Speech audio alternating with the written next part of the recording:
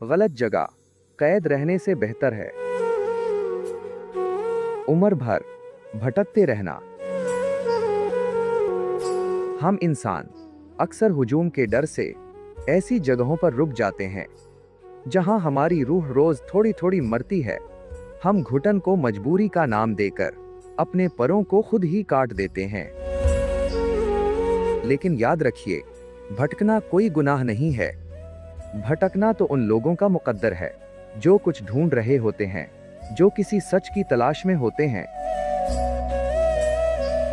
मगर वो कैद तो मौत है।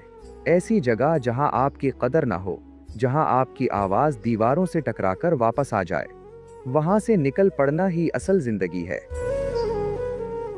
भले आपके पांव में छाले पड़ जाएं, भले रास्ते अनजान हों, मगर किसी के गलत इंतखाब की कैद में रहने से बेहतर है कि आप आजाद रहकर भटकते रहें। क्योंकि आजाद मुसाफिर कभी ना कभी अपनी मंजिल पा ही लेता है। उम्मीद है जिंदगी की ये अनमोल बात आपके दिल तक पहुंची होगी। अगर आपको मेरी ये कोशिश पसंद आई हो तो वीडियो को लाइक करें और अपने दोस्तों के साथ जरूर शेयर करें। ऐसी ही मजीद वीडियोस के लिए मेरे चैनल अनमोल बातें को सब्सक्राइब करना ना भूलें। मैं हूं आपका अपना मेजबान इमदाद हुसैन। अल्लाह हाफिज।